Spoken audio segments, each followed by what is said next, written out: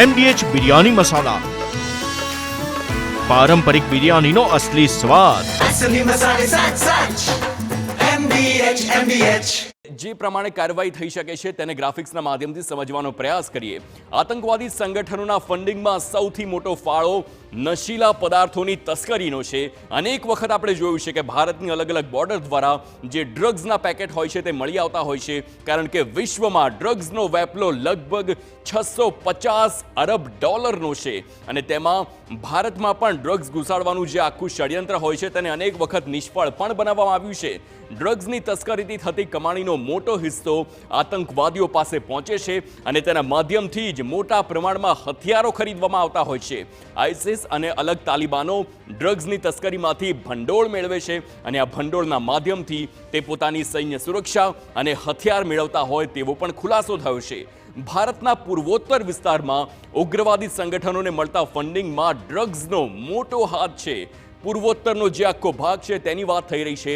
ડ્રગ્સની તસ્કરીને ડામી આતંકવાદીઓની કમર તોડવાનો હવે પ્રયાસ કરવામાં આવશે, કારણ કે જો આતંકવાદીઓને ભંડોળ જ નહીં મળે તો તેમની સૈન્ય સુરક્ષા અને હથિયારોની વાત કરીએ તે નહીં આવે તેવો પૂરેપૂરો પ્રયાસ હાલ કરવામાં આવી રહ્યો છે. તો આ પ્રકારે આતંકવાદીઓ જે પ્રમાણે હુમલા પર હુમલા કરતા હોય છે તેમ આતંકવાદીઓના ફંડિંગ માટે ક્રિપ્ટોકરન્સીનો પણ ઉપયોગ સતત વધી રહ્યો છે.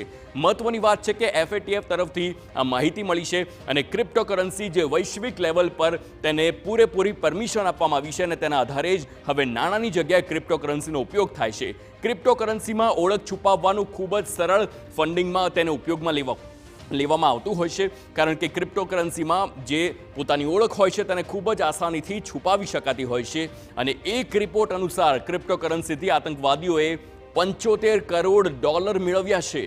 આંકડો નાનો નથી, $75 કરોડ, અને તે ક્રિપ્ટોકરન્સીના માધ્યમથી મળ્યા છે. આખરે જ્યારે ઓળખ છુપાવવામાં આવે છે ત્યારે ક્રિપ્ટોકરન્સી ખૂબ જ મદદગાર સાબિત થાય છે.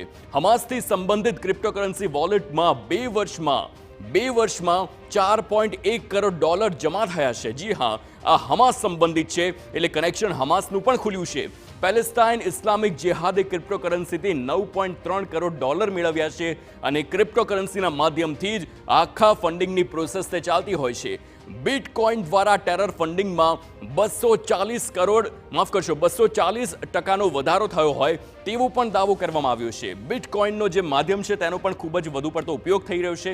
પહેલગામ હુમલા પહેલા હમાસના 3 આતંકી POKમાં એક્ટિવ હતા. આ માહિતી પહેલા પણ મળી હતી કે POKમાં હમાસના 3 આતંકી આવી રહ્યા છે અને ખૂબ જ મોટા પ્રમાણમાં મીટિંગ થઈ રહી છે તેની ચેતવણી પણ ભારતને આપવામાં આવી હતી અને ત્યારબાદ જ આ પહેલગામનો હુમલો થયો છે.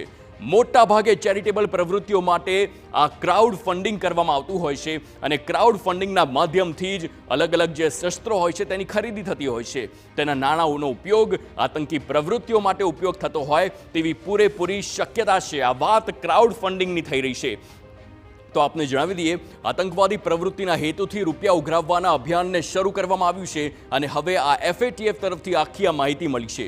પાકિસ્તાનના અનેક ગ્રુપે ક્રાઉડ ફંડિંગથી રૂપિયા મેળવ્યા છે તેમ TRM લેબ્સ તરફથી આ રિપોર્ટ મળ્યો છે. આવા અલગ અલગ રિપોર્ટ જ્યારે રિસર્ચ કરવામાં આવે છે ત્યારે ખુલાસા થતા હોય છે અને તેમાં એક જ ખુલાસો છે કે જે ક્રાઉડ ફંડિંગનો છે તે ક્રાઉડ ફંડિંગનો ઉપયોગ આતંકવાદી પ્રવૃત્તિમાં થાય છે. આતંકવાદીઓની કમર તોડવા આવા ક્રાઉડ ફંડિંગ પર લગામ લગાવવી ખૂબ જ જરૂરી છે અને આ ક્રાઉડ ફંડિંગની મદદ MDH કિચન કિંગ મસાલા રસોડામાં હોય તો આપણે કાંઈ પણ બનાવી શકીએ છીએ. રીંગણાનો ઓળો, બટેટા ફુલાવર, ભીંડી મસાલા અને બીજું ઘણું બધું. MDH